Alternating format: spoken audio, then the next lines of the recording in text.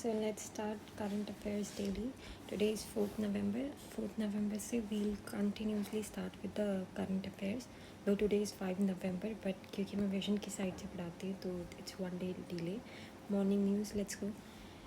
तो पहले तो नीति आयोग ने अपनी रिपोर्ट जारी की है, reimagining agriculture a road map for frontier technology led to transformation. Agriculture में जितने भी गैप्स हैं उसको फ्रंटियर टेक्नोलॉजी से यानी टेक्नोलॉजी लाके आप कैसे ट्रांसफॉर्म कर सकते हैं। तो what this report highlights, this report highlights the structural barriers. Agriculture में जितने भी हम स्ट्रक्चरल बैरियर्स देख रहे हैं उसको हम टेक्नोलॉजी, फ्रंटियर टेक्नोलॉजी लाके कैसे उन गैप्स को फील कर सकते हैं, हायर प्रोडक्टिविटी ला सकते हैं और इनकम इनडायरेक्टली फार्मर्स की इनकम बढ़ा सकते हैं। तो what are the barriers currently in agriculture transformation. पहले तो डेटा सिलोड में है, मतलब एक एक गैप्स में है डेटाज। मतलब हमारे पास कोई भी एक तरीके का डेटा है नहीं, फिक्स डेटा नहीं है, no single source of truth. हमें अगर हम ड्रोन की भी मदद से करें तो ड्रोन एक बार जाता है, फिर सैटेलाइट की भी मदद से करें तो अलग डिसीजंस आते हैं, फिर जो पटवारीज या फिर जो भी एग्रीकल्चर को मापते हैं फिर खुद फार्मर से ही हमें बहुत अलग अलग टाइप ऑफ डेटा आते हैं। Lack of localise high quality AI ready data sets, ये सारी चीज़ें गैप्स होती हैं। Limited physical approach, limited internet access, कई जगह पे गाँवों में आज भी इंटरनेट नहीं है। Inadequate physical infrastructure, field force and touch points to integrate with digital solutions. अगर हम डिजिटल की मोस्टली बात करेंगे कि डिजिटल लिंक करके हम एग्रीकल्चर में क्या गैप होता है, तो पहली बात तो इंटरनेट का इतना फिजिकल इंफ्रास्ट्रक्चर नहीं है। फॉर एग्जांपल 5G लाना हो तो 5G के लिए हर जगह पे हमें बहुत बड़े ब्रॉडबैंड्स लगाने पड़ते हैं, तो उसका भी फिजिकल इंफ्रास्ट्रक्चर नहीं है। फील्ड फोर्स तक हम वो डिजिटल सॉल्यूशंस कैसे ले पाए कि उनको अभी अकेडमियाँ बाकी है, उनको सिखाना बाकी है। लिमिटेड कोऑर्डिनेशन होता है वहाँ पे, policy makers and regulatory bodies का एकदम डीप लेवल पर, लास्ट माइल लेवल तक गैप्स बना रहता है। नाउ कैपिटल, पैसे का गैप्स होता है। Gap in funding for high risk, क्योंकि हाई रिस्क है तो गैप रहता है। स्लो स्केलिंग ऑफ एगटेक इनोवेशन, जो भी है रिसर्च में तो टाइम लगता ही है। एग्रीकल्चर टेक्नोलॉजी में भी हमने देखा है कि बहुत टाइम लग रहा है। Constrain credit access for farmers, okay, पैसे की ये। अब now what is the role of frontier technology. Technology लाकर हम क्या कर सकते हैं, तो frontier technology includes seed technologies, vertical farming, digital twins, precision tools, smart sensors, agentic AI, predictive analytics, advance mechanism aimed at boosting productivity, बढ़ाने के लिए, सस्टेनेबिलिटी लाने के लिए एंड फार्मर्स इनकम के लिए। तो फ्रंटियर टेक्नोलॉजीज़ वो सारी टेक्नोलॉजी सीड बोने से लेकर वो सीड को मार्केट तक बेचना है, उस बीच में जितनी भी हम टेक्नोलॉजीज़ ला सकते हैं, जैसे कि सीड टेक्नोलॉजी, एक ऐसी हाइब्रिड ब्रीड या फिर मस्ट ब्रीड हमें लाना पड़ेगा। प्रिसीजन टूल्स, स्मार्ट सेंसर्स, है ना, पानी कब कब डालना है, वो सारी चीज़ें, तो ये देख लो। तो पहले तो हमें प्लानिंग करना रहेगा, फिर जो भी इनपुट डालेंगे सीड्स एंड ऑल, ये क्लाइमेट रेजिलियंस होनी चाहिए और हाई यील्ड वैरायटी ये होनी चाहिए। रोटरी टिलर्स होने चाहिए, ऐसे नहीं कि पूरे इसमें कुछ भी, मतलब कितने भी बार आप सॉइल को टिल किए जाओ। टिल किया करना मतलब वो सॉइल को सीड लगाने से पहले एक बार ट्रैक्टर नहीं चलती है। IoT प्रिसीजन फर्टिगेशन, ऐसे ही नहीं हमें सीड को फेंकना है, प्रिसीजन फर्टिगेशन हमें करना है। प्रिसीजन फर्टिलाइज़र भी लगाना है और प्रिसीजन इरिगेशन भी करना है, ओके। AI चैटबोट्स से हमें पता चलते रहेगा कि क्रॉप जो हमने लगाया है उसकी हालत क्या है अभी। स्मार्ट सेंसर्स, पेस्ट पता चलता है, मिनिमाइजिंग डैमेज में हेल्प करता है ये सेंसर्स। रोबोटिक हार्वेस्टिंग हमें करनी होगी, मतलब लेबर्स को रिड्यूस करके, ये इसका कॉन्स भी हो सकता है। IoT रीपनिंग चेम्बर्स, है ना, जो ताकि शेल्फ लाइफ बढ़ सके। पाथ अहेड, इसका पाथ अहेड क्या है, ये डिजिटल एग्रीकल्चर मिशन 2.0 का मतलब नीति आयोग ने लाया है गाइस। नीति आयोग का ये इमेजिनेशन है दिस टेक्नोलॉजी। तो enhance fundamental system to be frontier tech ready, है ना। India is already going to ready in other technological field, but अब हम एग्रीकल्चर में भी लाने जा रहे हैं, तो ये 360 डिग्री का होल स्कोप हो जाएगा। Digital enablement for the last mile intervention, agriculture किसके पास है, गांव गांव, यानी ये लास्ट माइल इंटरवेंशन हो गया है। Reimagine agri innovation and agri talent system for future readiness. आज भी 50% ऑफ आबादी हमारी एग्रीकल्चर में है, तो हमें इनको भी एग्री इनोवेशंस लाकर इनको भी एकेडमिया में लाना पड़ेगा। कंपटीशन इसमें भी बढ़ानी पड़ेगी हमें। Industries to public farmers relation बढ़ाना पड़ेगा। तो इससे coverage of public private efforts to accelerate, both public and private को आके इसमें मिलना पड़ेगा, ताकि गवर्नमेंट्स की ये जो एफर्ट पॉलिसी मेकिंग है वो और स्ट्रॉन्ग हो जाए। सो द नेक्स्ट उनकी research and development scheme from cabinet, ठीक है, गेट्स अप्रूवल। तो RDI स्कीम्स अप्रूवल ले ली है कैबिनेट से। This schemes, what is the scheme about RDI? This schemes aims to strengthen India's capability in strategic technologies and promote technological self-reliance, aligning with the nation's strong innovation and आत्मनिर्भर Bharat. Of course हमारी technology, strategic technology यानी gun एमिनाइजेशंस, फिर war heads, ये सारी चीज़ें, promote technological self reliance, ये scheme के through, research development innovation के थ्रू हम अपना ही आत्मनिर्भरता पे भी बढ़ेंगे और ख़ुद की हम डिफेंस टूल्स बनाएंगे, टेक्नोलॉजीज़ बनाएंगे। तो कितनी फंडिंग मिली है? 1 लाख करोड़ की फंडिंग मिली है। 2 लेवल तक ये फंडिंग चलेगी। लेवल 1 पे custodian special purpose fund establish with the ANRF, और लेवल 2 पे disbursement funds allocate to a variety of second level fund managers. Mode of funding long term concessional loans at low or nil interest rate, सब बहुत कम interest rate पे मिलेगा। Equity infusion specially for startups, okay. Contribution to deep tech funds of funds, इसकी objective क्या है? Encourage private sector to scale up the RDI, private sector को भी research में, डेवलपमेंट में लाना इन सनराइज डोमेन्स, है ना, जो सनराइज सेक्टर्स होती है, जैसे कि अभी प्राइवेट में रॉकेट्स बनाने वाली ये सारी सेक्टर सनराइज ही हो गई ना, फॉर इकोनॉमिक सिक्योरिटी स्ट्रेटेजिक। ये finance transformativeness, support acquisition of critical technologies, okay. Sunrise sectors क्या क्या होती हैं देख लो। एनर्जी सिक्योरिटी वाली हो गई, deep technologies like quantum computing, robotic, space, नई नई टेक्नोलॉजीज़ जितनी भी आ रही है सब सनराइज होती है। बायोटेक्नोलॉजी, हेल्थ, डिजिटल इकोनॉमी, ये सारी सनराइज सेक्टर। स्ट्रैटेजिक सेक्टर्स में क्या क्या आता है? स्ट्रैटेजिक रीजन्स, इकोनॉमिक सिक्योरिटी, आत्मनिर्भरता।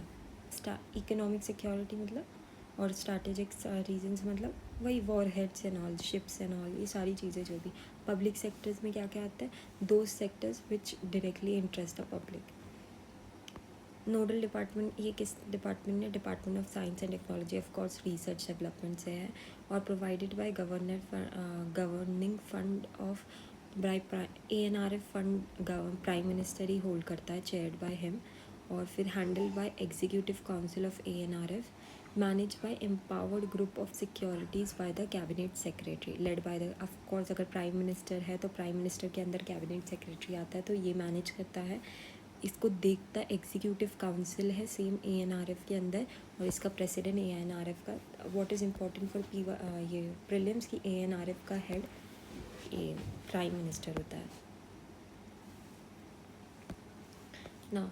India's IT industry is undergoing transformation. This is important because IT industries पे बहुत सारे क्वेश्चन आते हैं। तो is undergoing major transformation, shifting to the global trends. जैसे जैसे ग्लोबल ट्रेंड्स बढ़ रहा है वैसे वैसे हम भी हमारी भी IT सेक्टर्स बढ़ रही है। वर्क फोर्स का ले ऑफ हो रहा है एंड इवॉल्विंग स्किल्स, हम एक तरह स्किल्स बढ़ते हुए भी देख रहे हैं और वर्क फोर्स का ले ऑफ होते हुए भी देख रहे हैं। IT इंडस्ट्री आज कंट्रीब्यूट करती है 12% of total service GVA, gross value added, nearly 7% to India's GDP। 7% तक IT इंडस्ट्री GDP में कंट्रीब्यूट करती है, adding to 280 billion of the economy. This is important कि 12% GVA का होल्ड करता है, पर उससे भी इम्पॉर्टेंट 7% टू GDP में कंट्रीब्यूट करता है IT। पर कितने वर्कफोर्स को एम्प्लॉय करता है? ओनली 1% ऑफ वर्कफोर्स, यानी 6 मिलियन पीपल इसमें काम करते हैं। This bracket is very important, I think so contributes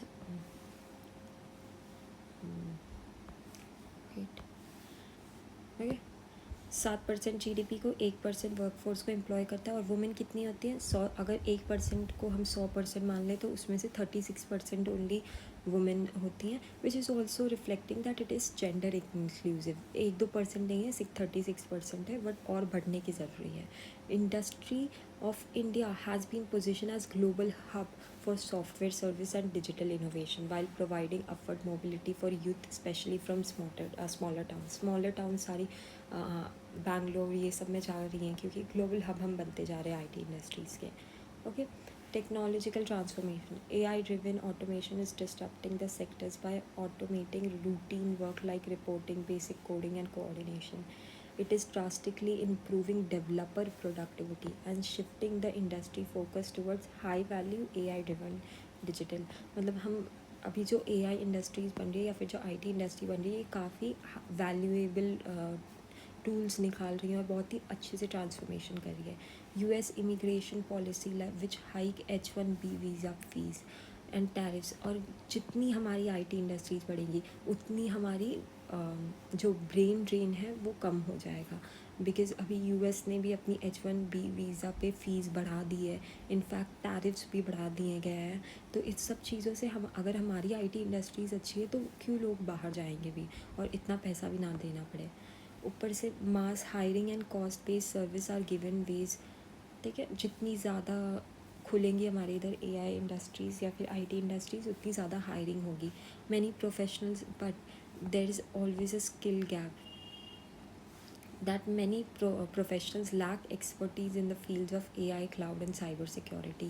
IT industries आज से सिर्फ बैक BPO का काम ही नहीं करती है या फिर कुछ पुराने टाइप ऑफ काम नहीं करते.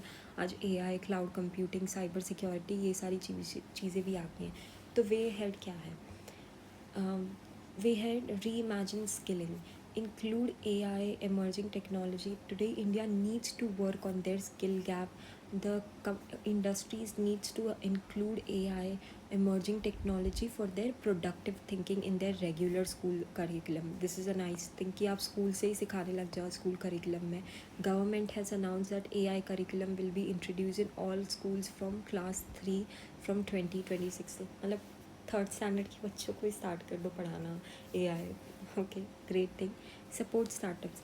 Strengthen AI and deep tech ecosystem through how will this AI and deep tech ecosystem will strengthen? By policy.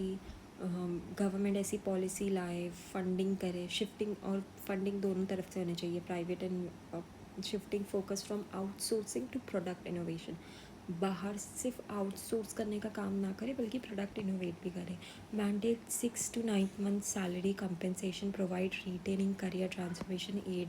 Employees के लिए एड करने की बात करी है. ओके, सो हम ऑलमोस्ट ही पहुँचने वाले हैं. सो फार 2025 आ गया है. तो FAO प्रेजेंट करती है sofa state of food and agriculture 2025 reports. Let's see, ये एक्चुअली में इंपॉर्टेंट रिपोर्ट है. Provides more human driven land degradation impact. ये बता रहा है कि लैंड जितनी डिग्रेड हो रही है वो ह्यूमन ड्रिवन इम्पैक्ट की वजह से सबसे ज़्यादा हो रही हैं. एग्रीकल्चर प्रोडक्टिविटी, फूड सिक्योरिटी, इन सब के बारे में बात करेगा. तो लैंड डिग्रेडेशन क्या होता है? Long term decline in the land's ability to deliver essential ecosystem. मतलब लैंड डिग्रेड कब बोल दिया जाता है? जब वो 5 साल से भी ज़्यादा जब उसकी कंडीशन नहीं रहती जहाँ पे उसमें आप सॉइल या फिर कुछ जहाँ पे आप उस पर कुछ उगा सको. ठीक है, क्यों होता है लैंड डिग्रेड? दोनों कॉजेज़ की वजह से. नेचुरल कॉजेज़ यानी सॉइल इरोजन की वजह से, सैलिनाइजेशन की वजह से, और एक एंथ्रोपोजेनिक कॉजेज़ यानी ह्यूमन इंटरफेरेंस की वजह से. जैसे कि हम डिफॉरेस्टेशन करते हैं, ओवर ग्रेजिंग, या फिर अनसस्टेनेबल क्रॉपिंग पैटर्न्स इस्तेमाल करते हैं, बेकार इरिगेशन प्रैक्टिसेस करते हैं, लगाए जा रहे सीड, उसको लैंड को फैलो होने का टाइम ही नहीं दे रहा है. ये सारी चीज़ें. अब इम्पैक्ट क्या होता है लैंड डिग्रेडेशन का? Yield loss. सबसे बड़ा तो लॉस यील्ड का ही होता है ना. हमारे पास खाने पीने की कमी पड़ जाती है. 1.7 billion people crop yields are 10% lower because of human induced degradation. Human induce anthropogenic degradation की वजह से 10% लोअर क्रॉप यील्ड्स आ रही है. जितनी क्रॉप यील्ड आनी चाहिए 10% और कम आ रही है. और ये किसकी वजह से हो रहा है? 1.7 बिलियन पीपल्स की वजह से हो रहा है। Asian countries are the most affected among this, both because of accumulated degradation, depth and high population density. Of course Asian countries सबसे ज़्यादा अफेक्टेड है ना, क्योंकि हमारे इधर लैंड एग्रीकल्चर के लिए तो यूज़ होता ही है, हमारी ही नहीं और साउथ एशियन कंट्रीज़ में लैंड तो यूज़ हो रहा है, पर पॉपुलेशन भी तो बढ़ रही है। तो पॉपुलेशन बढ़ रही है तो हमें इंफ्रास्ट्रक्चर्स चाहिए होंगे, ना कि एग्रीकल्चर ही चाहिए होगा। तो 10% लोअर हो जा रहा है। प्रोडक्टिविटी लॉस हो रही है, विच रिफ्लेक्ट्स क्यों प्रोडक्टिविटी लॉस? क्योंकि हम टेक्नोलॉजिकल एडवांसमेंट अच्छी ब्रीड्स नहीं पैदा कर रहे हैं and has been decline since 2000 से डिक्लाइन हुए ही जा रहा है continuously in the global south. Convergence with food security, तो हमें आज ज़रूरत है कि हम फूड सिक्योरिटी को मेंटेन करें। क्यों? क्योंकि 47 million children under 5 years age suffer stunting, live in hotspot where stunting overlaps. Almost Asia एक स्टंटिंग का हब बन चुका है। 47 मिलियन चिल्ड्रंस 5 years के अंडर सफ़र करते हैं, फूड मतलब भूखे मरे रहते हैं 47 millions globally. Ecosystem impact, of course अगर पेड़ पौधे ही नहीं है तो ये लाइफ स्टॉक प्रोडक्शन में भी डिग्रेड हो जाता है। मतलब बकरी इन सब के लिए भी खाना डिस्टर्ब हो जाता है, हमारे लिए भी डिस्टर्ब हो जाता है। फिर और क्लाइमेट पैटर्न्स भी, बायोडाइवर्सिटी भी ऑटोमेटिकली डिपेंड होती है, बिकॉज ट्रीज़ इन सब का बहुत रोल होता है ना। तो क्या याद रखना है? 1.7 billion people, 10% lower because of human intervention की वजह से 10% लोअर हो जाता है। फिर लैंड डिग्रेडेशन देख लेना, नेचुरल कॉजेज़। और इसके लिए पॉलिसीज़ ऑप्शंस हम क्या क्या कर सकते हैं? रेगुलेटरी पॉलिसीज़ बन सकती है, land use zoning, deforestation bans. मतलब गवर्नमेंट पॉलिसी के थ्रू क्या क्या कर सकती है? हमेशा जाके लैंड को जोन करती रहे, देखती रहे, सॉइल कंजर्वेशन करती रहे, डिफॉरेस्टेशन को बैन कर दे। Use voluntary and flexible financial rewards, जितना रिवॉर्ड देगी फाइनेंशियल उतना ही लोग काम करेंगे, अच्छी ब्रीड्स भी लाने का, अच्छी टेक्नोलॉजीज़ भी लाएंगे। लिंक AI प्रिसीजन रोबोटिक्स, जो हमने पहले पढ़ा कि रोबोटिक्स रोबोट्स आके वो निकालेंगे। ये सारे हो सकता है ना जब आप फाइनेंशियल रिवॉर्ड दो। या फिर financial cross compliance mechanism, link government subsidies and government support to adherence. मतलब गवर्नमेंट को सिर्फ सब्सिडी देने का काम नहीं है, बट गवर्नमेंट को और भी सपोर्ट करना चाहिए। Land degradation neutrality, hierarchy of avoid, reduce and reverse land degradation. अब प्लेसेस इन न्यूज़, चलो लेट्स स्टार्ट। बहरीन है न्यूज़ में, वाओ। सो साउथ एशियन नेशन आज एक तो लेट्स स्टार्ट। बहरीन की कैपिटल क्या है? मनामा। ओके, मनाना है बहरीन को। India and Bahrain hold talks on boosting defence and trade ties. ठीक है, इंडिया और बहरीन का capital Manama. Bahrain is the third smallest nation in Asia, तीसरी सबसे छोटी है। Lies in West Asia in the Persian Gulf. Of course Persian Gulf में है, और हमारे से तो वेस्ट में ही, और एशिया के वेस्ट में, एशिया जितना भी है उसके वेस्ट एशिया पार्ट में है। ठीक है, it is an archipelagos of island and has no land borders with other countries. देख लो पूरे इसमें ही दिख रहा है, ये सऊदी अरेबिया है, उसके बाद बहरीन है। जब पिक्चर देखोगे तो बहरीन पास दिखता है, पर बहरीन किसी से भी ज्वाइन नहीं है, याद रखना। Bahrain is has no land borders countries. Neighbouring water bodies is Persian Gulf, of course Gulf of Bahrain. देखो सऊदी अरेबिया और बहरीन किससे हटे हैं? गल्फ ऑफ बहरीन से। गल्फ ऑफ बहरीन और इसके ऑलमोस्ट नॉर्थ में देख लो तो पर्शियन गल्फ आ गया, अगर मैप निकालोगे तो। Most of the Bahrain is a desert and low lying, और इसका हाईएस्ट पॉइंट है Jabal Dukhan. Umar Dammam aquifer system extends over Bahrain along with Qatar and Saudi Arabia. पर हम देखने वाले हैं, ओके, कोई इतना कुछ खास नहीं है, बट मनामा इसकी कैपिटल है। और I think it is important कि ये कोई भी लैंड बॉर्डर नहीं साइन करता है, और ये थर्ड स्मॉलेस्ट कंट्री है पूरे एशिया की, सऊदी अरेबिया के ही बगल में है, पर लैंड बॉर्डर नहीं शेयर करता। This is news for you guys, I think so. और इंडिया और बहरीन ने भी डिफेंस टाइज किया है, डिफेंस ट्रेड टाइज किया है। यहाँ से एक एक्वीफायर भी बहता है जो 3 कंट्री से जाता है। ओके, तो अब हम देखेंगे ये, दिस इज़, हाँ ज़्यादा नहीं, लास्ट है, बट कोई नहीं, थोड़ा बैठे रहो।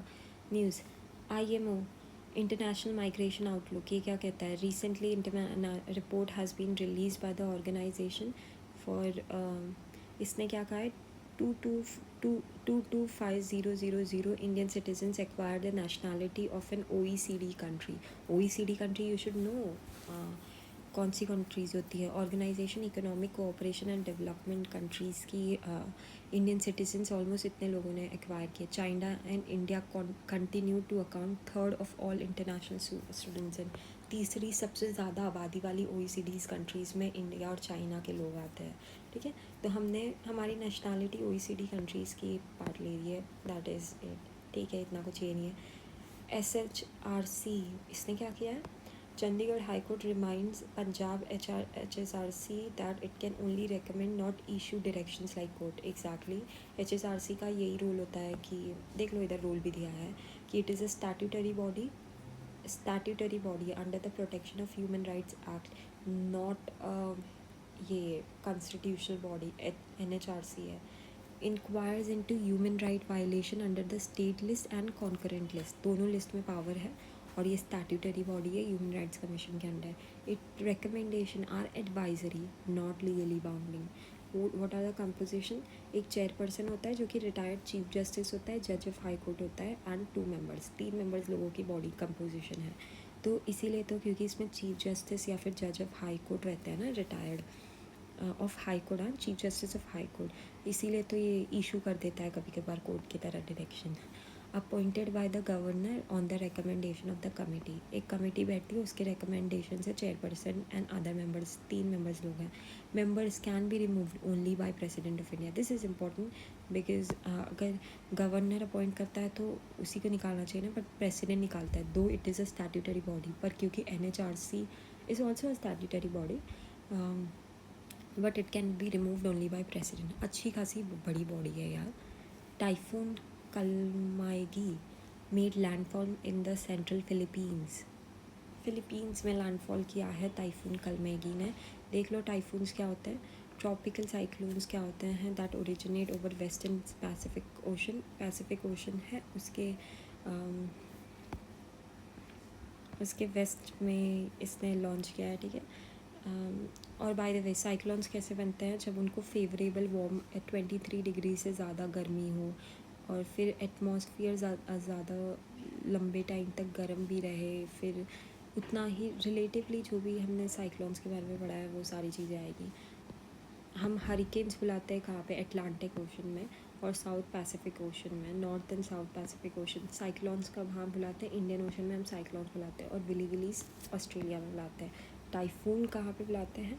वेस्टर्न पैसिफिक ओशन यानी चाइना साइड, फिलीपीन साइड ही तो गिरा है ये, वहाँ पे टाइफून. हम साइक्लोन्स, हरिकेन्स बुलाते हैं अमेरिका, विलीज Australia. Typhoid conjugate vaccine. Bangladesh became the 8th country in the world to introduce typhoid conjugate vaccine. Bangladesh 8वीं कंट्री बन चुकी है. ये वैक्सीन क्या होती है देख लो. It is a single dose injectable vaccine that protects against typhoid fever, है ना. टाइफॉइड की वैक्सीन है और एक सिंगल डोज में ही प्रोटेक्ट करती है. ठीक है, और कौन सी बॉडीज़ के अगेंस्ट ये काम करती है? साल्मोनेला टाइफी बैक्टीरियम के अगेंस्ट काम करती है.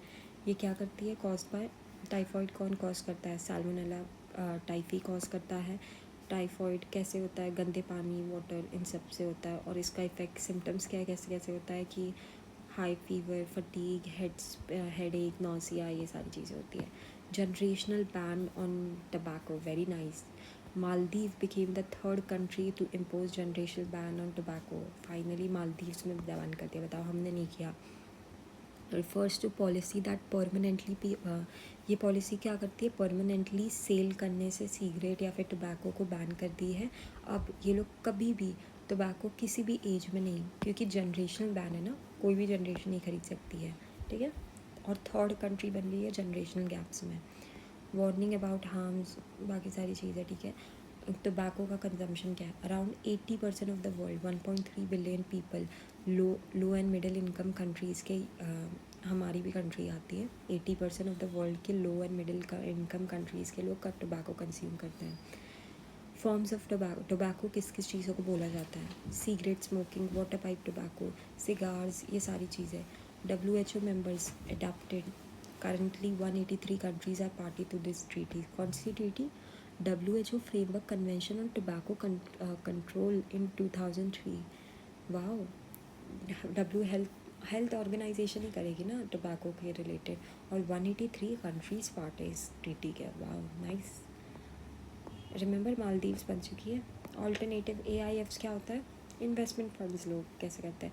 Real estate now is the single largest recipients of AIF capital in India.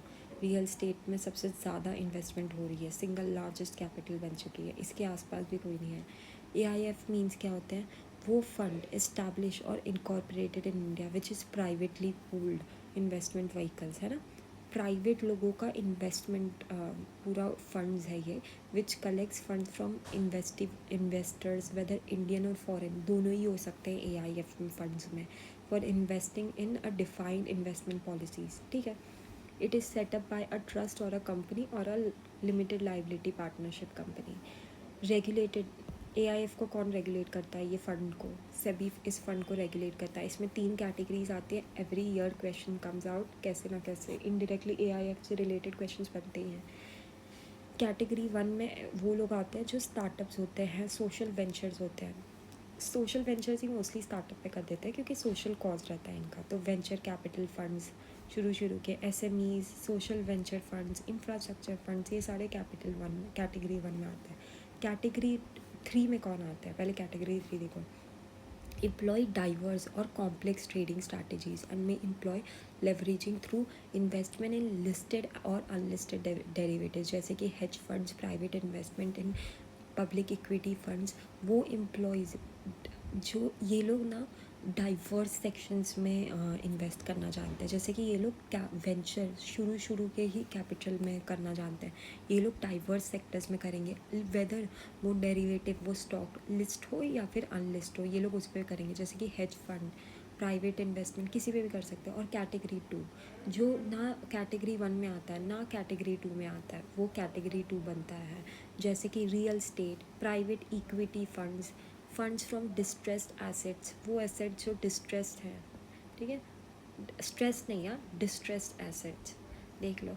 AIF does not include fund covered under SEBI Mutual Funds Regulation 1996, SEBI Collective Investment Regulation 1999 और any other regulation of the board to regulate fund management। SEBI के mutual funds और SEBI के collective investment funds नहीं आते। तो AIFs क्या होते हैं? प्राइवेटली पूल्ड इन्वेस्टमेंट्स होते हैं, इनको SEBI देखता है। और फिर इसमें 3 कैटेगरी आते हैं। एक कैटेगरी जो स्टार्टअप सोशल वेंचर्स पे इन्वेस्ट करता है, एक थर्ड कैटेगरी जो हेज फंड्स, पब्लिक इक्विटी पे इन्वेस्ट करता है, और कैटेगरी 2 जो जैसे कि real estate, private equity funds, distressed assets, इन सब पे करता है। ठीक है। म्यूजल्स क्या है? Mussels reveal growing microplastic pollution in Greece seize.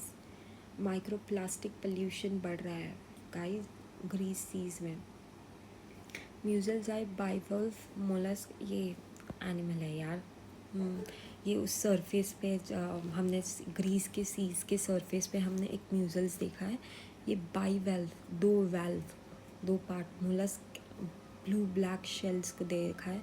This molluscs include many familiar animals including clams, snails. इस पे जो फ्लोट कर रहा है ये बहुत अलग अलग टाइप ऑफ एनिमल्स है। This are filter feeding organism that absorb a range of contaminants into their issues. ठीक है, इतना इंपॉर्टेंट नहीं है। एटलास क्या है? कॉमेट 3I या फिर Atlas has been found to contain water, marking a significant discovery in understanding cometary evolution। Comet 3 Atlas is the third known object from outside. अच्छा, ये एक कॉमेट है, तीसरा कॉमेट हमने पाया है एटलास, हमने उसको नेम दिया है। ये ऑब्जेक्ट हमारी सोलर सिस्टम से बाहर हमने डिस्कवर किया है और इसका नाम हमने एटलास रख दिया है। जो पहले के 2 हैं वो कॉमेट 1I, इसका नाम है ओमुआ, और सेकंड का है बोरिसोव। हमने अभी एटलास को ढूंढा है जो सोलर सिस्टम से बाहर हमें कोई और कॉमेट दिखा है, और पहले मुआ है, ओमुआ और बोरिसोव दिखा है। Astronomers have categorized this object as interstellar because the hyperbolic shape of its orbital part. It does not follow a close orbital path around। ये भी एक planet ही type of है, पर ये हमारे ऑर्बिटल पाथ में नहीं आ रहा है, इसीलिए ये हमारे सोलर सिस्टम का पार्ट नहीं बन पाया है। अब इसे ढूंढा किसने है? नासा ने। नासा फंडेड एटलास टेलीस्कोप ने ढूंढा है, तो हमने इसका नाम एटलास रख दिया। एक्चुअली हमने थर्ड आई रखा है, पर एटलास भी रख दिया क्योंकि asteroid terrestrial impact last alert system इस टेलीस्कोप ने जो चिली में प्लेस्ड है। ऑफ कोर्स ना, पता है ना, अमेरिका की टेलीस्कोप चिली में भी प्रेजेंट है, तो उधर रखा गया है। ओके, थैंक यू, कल मिलते हैं, बाय।